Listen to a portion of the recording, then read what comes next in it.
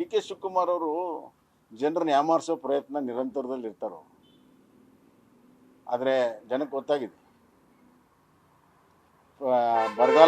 ಬರಗಾಲ ಬಂದಾಗಲೂ ಕೂಡ ರಾಜ್ಯದಿಂದ ಒಂದು ನ್ಯಾಯ ಪೈಸೆ ಬಿಡುಗಡೆ ಮಾಡಲಿಲ್ಲ, ಈಗೂ ಒಂದು ನ್ಯಾಯ ಪೈಸೆ ಬಿಡುಗಡೆ ಮಾಡಿ.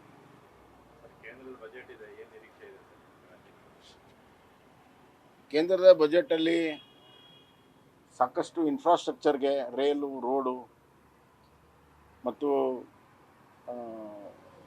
ಸ್ಮಾರ್ಟ್ ಸಿಟಿ ಇವೆಲ್ಲ ಯೋಜನೆಗಳಿಗೆ ಹೆಚ್ಚಿನ ಹಣ ಬರುವಂಥ ನಿರೀಕ್ಷೆ ಇದೆ.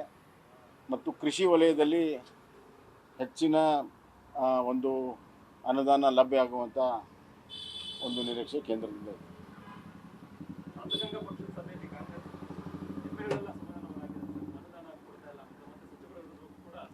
ನೋಡಿ ಪಾಪ ಎಮ್ ಎಲ್ ಎಗಳ ಪರಿಸ್ಥಿತಿ ಏನಾಗಿದೆ ಅಂದರೆ, ಆ ಕಡೆ ಜನರ ಹತ್ರ ಹೋಗಂಗಿಲ್ಲ,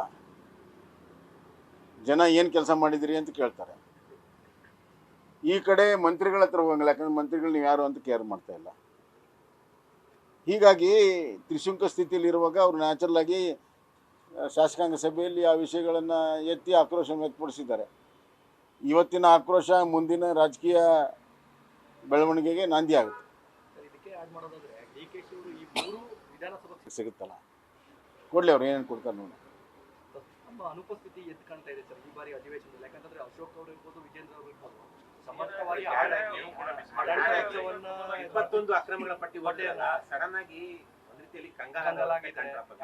ಏನು ಕಂಗಾಲ ಅವಶ್ಯಕತೆ ಅಲ್ರಿ. ಒಂದೇ ನಿಮಿಷ, ಅಲ್ಲಲ್ಲ, ಅವ್ರು ಏನು 21 ಪಟ್ಟಿ ಅದು ಯಾವ್ದು ಹೊಸದಿದೆ ನೀವು ಹೇಳಿ. ಒಂದೇ ನಿಮಿಷ, ಒಂದೇ ಅದೇ ರೀ. ಅಲ್ಲಲ್ಲ, ಅವರು ಅಲ್ಲಿ ಯಾರ್ಯಾರು ಇದ್ದಾರೆ ಅವ್ರು ಟಾರ್ಗೆಟ್ ಮಾಡಿದ್ದಾರೆ. ಈಗ ಹೋಗಿ ಅದ್ಯಾವುದು ಪರಶುರಾಮ್ ಒಂದಿದು ಸುನೀಲ್ ಅಲ್ಲಿ ಮಾತಾಡ್ತಾನಂತ ಅವನ ಹೆಸರು ಹೇಳೋದು, ಅಶ್ವಥ್ ನಾರಾಯಣ್ ಮಾತಾಡ್ತಾನೆ ಅಂತೇಳಿ ಕ್ಯೋನೆಕ್ಸ್ ಹೇಳೋದು, ಅದು ಟಾರ್ಗೆಟ್ ಮಾಡಿ ಅವ್ರು ಬಾಯಿ ಮುಚ್ಚೋ ಪ್ರಯತ್ನ ಮಾಡ್ತಾ ಇದ್ದಾರೆ. ಇನ್ನೂ ಜಾಸ್ತಿ ಆಗುತ್ತೆ ಬಾಯಿ ಅದರಿಂದ. ಏನು ಪ್ರವೋಕ್ ಮಾಡೋ ಅವಶ್ಯಕತೆ ಇಲ್ಲ, ಯಾರನ್ನೂ ಯಾರು ಬಗ್ಬೇಡಕ್ಕೆ ಸಾಧ್ಯ ಇಲ್ಲ. ನಿನ್ನೆ ಸಿ ಎಮ್ ಹೇಳಿದ್ರಲ್ಲ, ಅಲ್ಲಿ ಬಗ್ಬಡ್ತೀವಿ ಅಂದ್ರು ನಾವೇನು ಬೆದರಿಸ್ತಾ ಇಲ್ಲ ಅಂತಾರೆ. ಇದ್ರಾಗ ಯಾವ್ದು ಸತ್ಯ?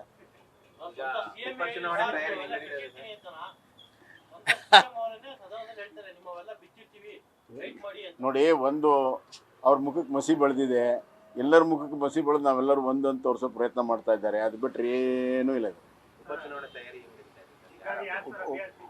ಉಪಚುನಾವಣೆ ನಡೀತಾ ಇದೆ. ನಮ್ಮ ಪಕ್ಷಕ್ಕೆ ಒಂದು ಟೀಮ್ ಮಾಡಿದ್ದೀವಿ, ಅವರೆಲ್ಲ ಹೋಗ್ತಾ ಇದ್ದಾರೆ. ಕಾರ್ಯಕಾರಿ ಸಮಿತಿ, ಜಿಲ್ಲಾ ಕಾರ್ಯಕಾರಿ ಸಮಿತಿ ಆಗ್ತದೆ. ತದನಂತರ ನಮ್ಮ ಕ್ಷೇತ್ರ ಸದಾ ಸಿದ್ಧವಿದ್ದೇವೆ ನಾವು, ಪ್ರಶ್ನೆ. ಅಭ್ಯರ್ಥಿ ಆಯ್ಕೆಗಳ ಪ್ರಕ್ರಿಯೆ ಇನ್ನೂ ಪ್ರಾರಂಭ ಆಗಿಲ್ಲ.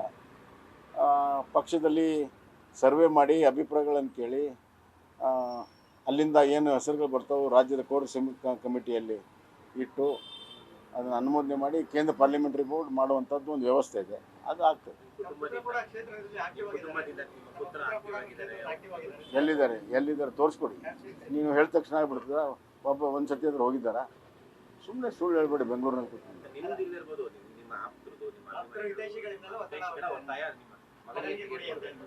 ಯಾರು ನನಗಂತೂ ಇದುವರೆಗೆ ಯಾರು ಬಂದು ಹೇಳಿಲ್ಲಪ್ಪ. ನಿನಗೆ ಬಂದೆ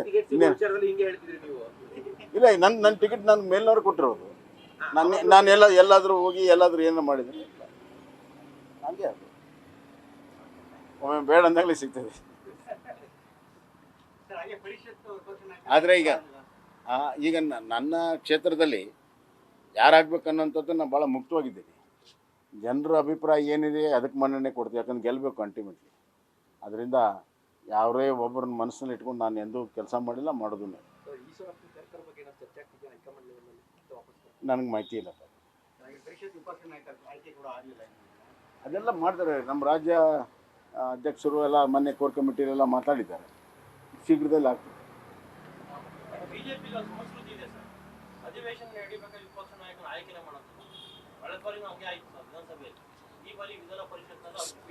ಯಾವಾಗ ಸಮರ್ಥರು ಜಾಸ್ತಿ ಇರ್ತಾರೆ ಹಿಂಗಾಗ್ತದೆ. ಧನ್ಯವಾದ. ನ್ಯೂಸ್ ಫಸ್ಟ್, ನಿರ್ಭೀತಿಯಿಂದ ನಿಮ್ಮ ಪರವಾಗಿ.